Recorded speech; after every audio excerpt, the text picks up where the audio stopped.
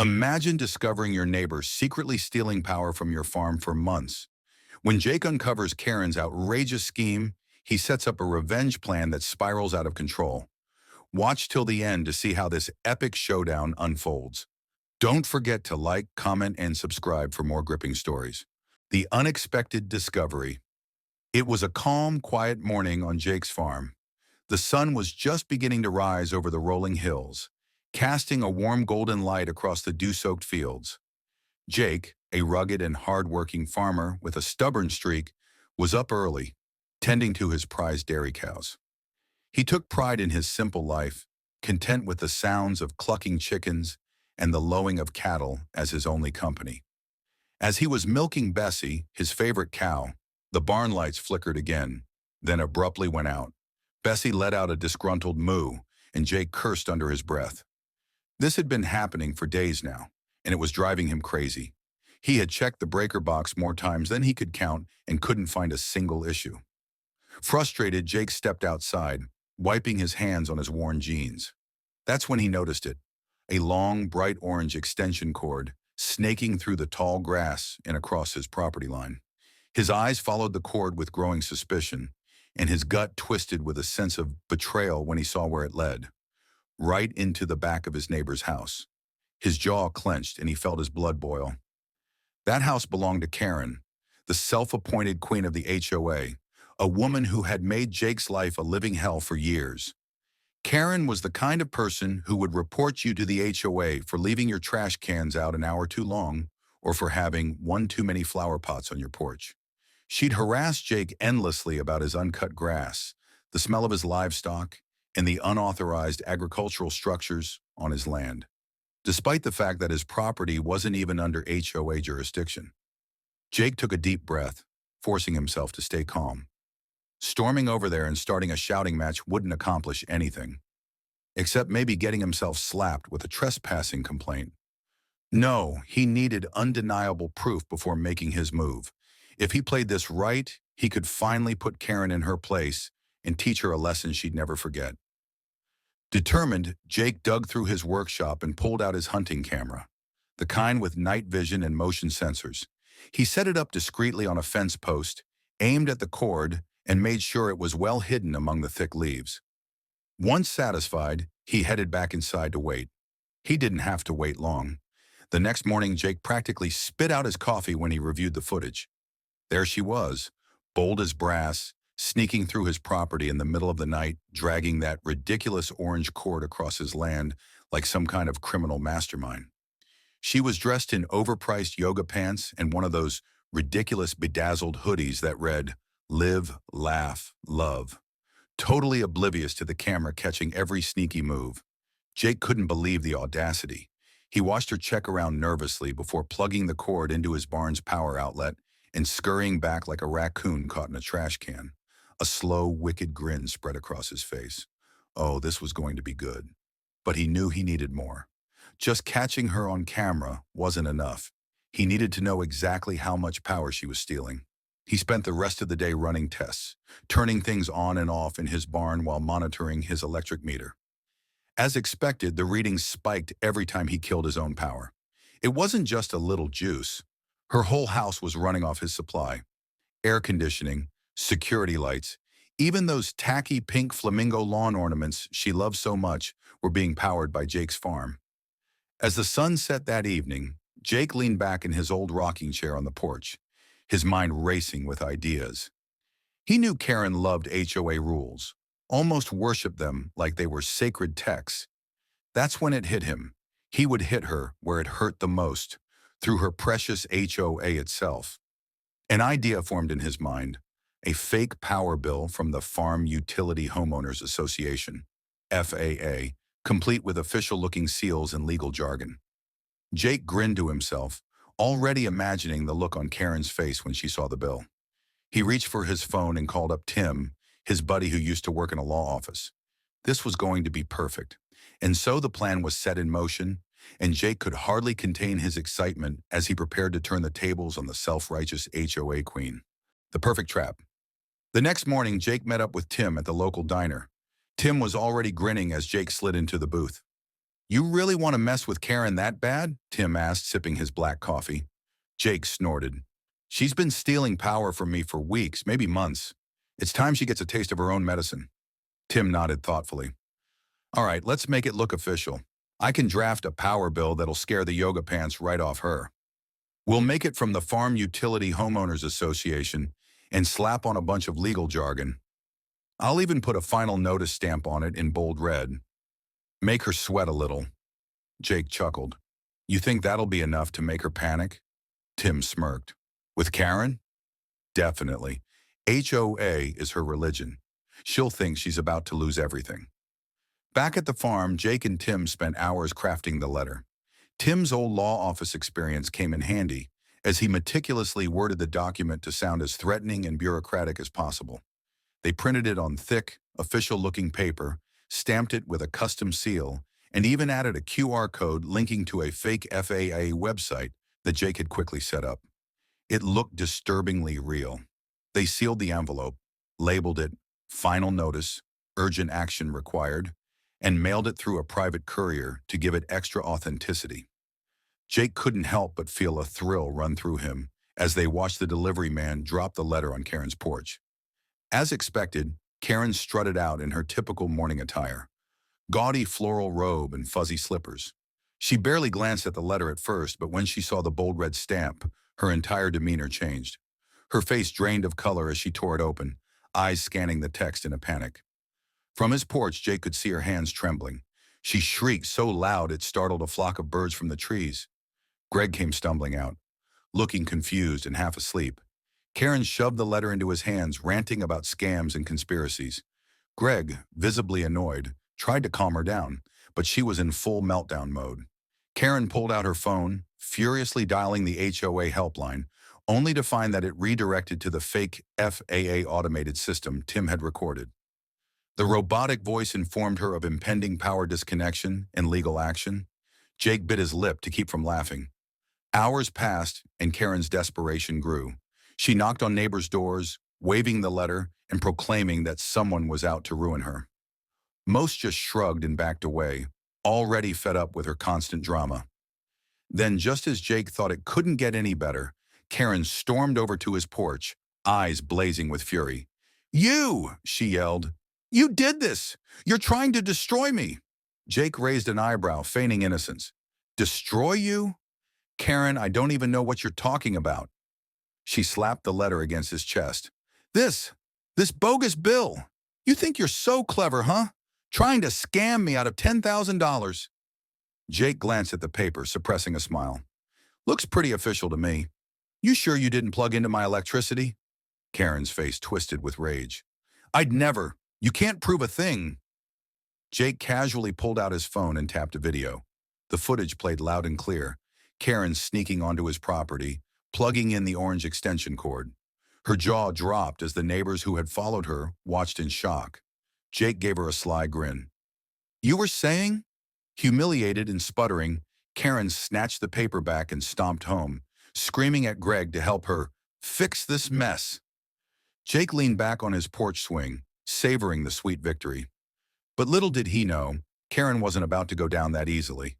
As he watched her pace furiously back and forth in her yard, a feeling of unease crept into his gut. Karen was plotting something. Whatever it was, Jake knew it wouldn't be pretty. The ultimate showdown. That night, Jake couldn't shake the feeling that Karen was up to something. He tried to dismiss it, telling himself that the power bill trick had done its job. But deep down, he knew Karen's ego wouldn't let her take this lying down. Sure enough, his instincts proved right when he woke up the next morning to the sound of police sirens outside his house. Groggy and confused, Jake pulled on his boots and stepped out onto the porch to find 2 police cruisers parked in his driveway.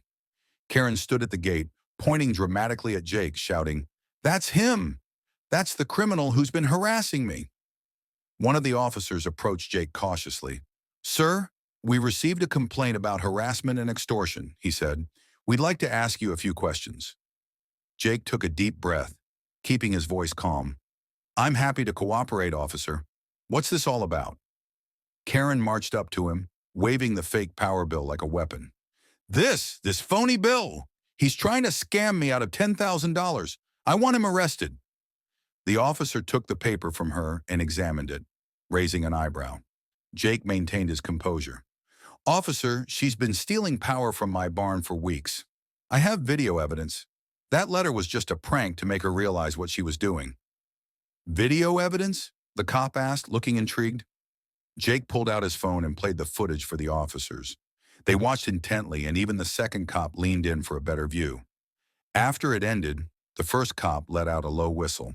"Well, ma'am," he said to Karen, "it looks like you've been committing theft of services. That's a serious offense." Karen's eyes widened with panic. "No, you don't understand. He's lying. He set me up." The officer gave her a stern look.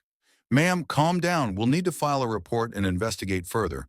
But from what I've seen, it appears you've been tampering with his property." Karen opened her mouth to argue, but the officers were already walking back to their cruiser. Before leaving, one of them glanced back at Jake and said, "We'll be in touch. Make sure to save that footage." As soon as they left, Karen broke down completely. She screamed at Greg, accusing him of not supporting her, while he just stared at her with exhausted indifference. Jake thought that was the end of it, but he underestimated Karen's stubbornness. 2 days later, Jake heard from his friend Tim that Karen had hired a lawyer to sue him for harassment, defamation, and emotional distress. The lawsuit was ridiculous and unfounded, but it was enough to drag Jake into a legal nightmare. Tim agreed to help him with his defense, but Jake couldn't help but feel the pressure mounting. Things got worse when HOA members started showing up at Jake's property, demanding answers. Karen had convinced them that Jake was a menace to the community, spreading rumors that he was running illegal electrical setups and endangering the neighborhood. It didn't take long for HOA representatives to threaten Jake with inspections and fines, even though his property wasn't technically under their jurisdiction. One evening, while Jake was fixing his tractor, he heard voices approaching. A whole mob of Karen's supporters was marching toward his barn, shouting about safety violations and criminal behavior. Leading the pack, of course, was Karen herself, waving a clipboard and yelling about citizens' arrest. Tim pulled up just in time, stepping out of his truck with a confident smirk. "Everyone, calm down," he shouted, holding up his phone. "You all might want to take a look at this." He projected a new video on a portable screen he'd brought, an edited compilation of Karen sneaking onto Jake's property repeatedly, even in daylight, dragging electrical cords and messing with the barn's power box. The crowd fell silent, shocked to see their beloved HOA queen caught in such brazen acts of trespassing and theft. Karen's face turned beet red, but before she could lash out, another car pulled up, this time from the electric company. A technician approached Jake, apologizing for the delay and explaining that they had received a report about possible power theft. Jake gave him full access to inspect everything. After an hour of thorough investigation, the technician confirmed that Karen had not only tapped into Jake's power, but had also tampered with the municipal power grid, an act that carried hefty fines and potential jail time. The crowd of HOA members slowly dispersed, whispering among themselves as Karen stood frozen in horror. Tim patted Jake on the shoulder. "I think that's checkmate, buddy." Jake grinned, feeling a massive weight lift from his shoulders. But he knew one thing for sure. Karen wasn't going to bounce back from this one. Not this time. Redemption and reflection. In the days following Karen's humiliating downfall, the neighborhood seemed to breathe a collective sigh of relief. The once overbearing queen of the HOA was nowhere to be seen, and her incessant patrols had finally ceased. Word spread fast about the power theft scandal, and Karen's reputation crumbled like a sandcastle in a storm. Even the most loyal of her supporters quietly distanced themselves, not wanting to be caught up in her chaos. Meanwhile, Jake continued his life on the farm, savoring the peace and quiet. He couldn't help but feel a sense of satisfaction, knowing that Karen had finally faced the consequences of her own actions. Tim dropped by often, and they'd share a laugh over how easily Karen's elaborate web of deceit had unraveled. But one evening, just as the sun dipped below the horizon, Jake heard a timid knock on his door. To his surprise, it was Greg, Karen's husband. Greg looked worn out, like he hadn't slept in days. "Mind if I sit?" Greg asked, his voice heavy with exhaustion. Jake nodded and motioned to the porch swing. "Help yourself." Greg let out a deep sigh, running a hand through his graying hair. "I just wanted to say, I'm sorry. Karen's always been intense, but I had no idea she'd gone that far. I should have done something sooner. Jake gave him a sympathetic nod. It's not your fault. She had everyone convinced she was always in the right. Greg hesitated before continuing. I filed for divorce yesterday. I can't take it anymore. She refuses to admit she did anything wrong, even after the police gave her a warning. She just keeps ranting about conspiracies and how you set her up. It's exhausting. Jake placed a reassuring hand on Greg's shoulder. Sometimes you gotta let people dig their own graves. You just make sure to take care of yourself. A faint smile appeared on Greg's face. Thanks, Jake. You're a good man. Sorry for all the trouble she caused you. After Greg left, Jake sat back and reflected on the whole mess. Part of him felt relieved that the neighborhood was finally free from Karen's tyranny, but another part felt a twinge of pity. Her obsession with control had consumed her life, and now she was left with nothing. A few weeks later, the HOA held an emergency meeting to discuss Karen's removal as president. In an unexpected twist, they voted to disband the HOA entirely, realizing that it had been more of a source of tension than community support. Freed from the constant scrutiny, neighbors began to relax, allowing their yards to grow a little wilder, their decorations a little quirkier. One evening, as Jake was fixing a broken fence post, Patricia, the neighbor who had once sided with Karen, came by with a homemade pie. I just wanted to thank you, she said awkwardly, for standing up to her. I think we were all just scared to say anything, but you did it. Jake grinned, wiping sweat from his brow. Sometimes the only way to beat a bully is to show the world what they really are. As the seasons changed and the farm flourished, Jake couldn't help but feel grateful for the way things had turned out. The neighborhood had found a sense of unity after years of tension, and Jake could finally enjoy his peaceful life again without the looming threat of HOA meddling. Looking out over the golden fields, he couldn't help but think of how fragile power and reputation could be when built on manipulation and arrogance. Karen had learned the hard way that in a small community, respect wasn't something you could force. It had to be earned. And with that lesson etched in his mind, Jake leaned back on his porch, took a deep breath of the crisp autumn air, and allowed himself a contented smile.